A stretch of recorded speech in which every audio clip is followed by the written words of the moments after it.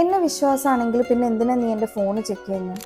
നിനക്കൊന്നും ഒളിക്കാനില്ലെങ്കിൽ പിന്നെ എന്താ നിനക്കത് കാണിച്ചു തന്നാൽ?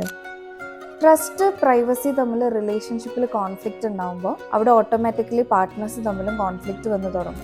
ഇവിടെ ഒരു പാർട്ട്ണർ തൻ്റെ സമാധാനത്തിന് വേണ്ടിയിട്ടും പ്രശ്നങ്ങളൊന്നും ഇല്ലാന്ന് ഉറപ്പുവരുത്താനും വേണ്ടിയിട്ടായിരിക്കും ചെക്ക് ചെയ്യുന്നുണ്ടായിരിക്കും. എന്നാൽ മറ്റേ പാർട്ട്ണർ തൻ്റെ പേഴ്സണൽ സ്പേസിന് പ്രൊട്ടക്റ്റ് ചെയ്യാൻ വേണ്ടിയിട്ടായിരിക്കും ശ്രമിക്കുന്നുണ്ടാവുക. ഇവിടെ നമ്മൾ മനസ്സിലാക്കേണ്ട ഒരു കാര്യമുണ്ട്, പാർട്ട്ണറിൻ്റെ എല്ലാം അറിഞ്ഞാലേ ട്രസ്റ്റ് ഉണ്ടാവുള്ളൂ എന്നില്ല. എല്ലാം അറിഞ്ഞിട്ടില്ലെങ്കിലും അവിടെ നമുക്ക് സ്നേഹവും സേഫ്റ്റിയും ഒക്കെ ഉണ്ടായിരിക്കണം. അതുപോലെ കാര്യങ്ങൾ ഒളിച്ചു വെക്കുക, കുറെ സീക്രറ്റ്സ് ഉണ്ടാവുക എന്നതല്ല privacy. It's about having A space that is still yours. ഈ സ്പേസ് ആ റിലേഷൻഷിപ്പിനെ സ്പോയിൽ ചെയ്ത് തുടങ്ങിയാൽ പിന്നെ അത് പ്രൈവസി അല്ല, അത് സീക്രസി ആയി മാറും. അതുപോലെ നമുക്ക് ആ റിലേഷൻഷിപ്പിൽ ട്രസ്റ്റ് ഉണ്ടെങ്കിൽ എപ്പോഴും പ്രൂഫ് ചോദിച്ചുകൊണ്ടിരിക്കേണ്ട ആവശ്യമില്ല. അപ്പോൾ അത് സ്നേഹമല്ല, പേടിയാണ്.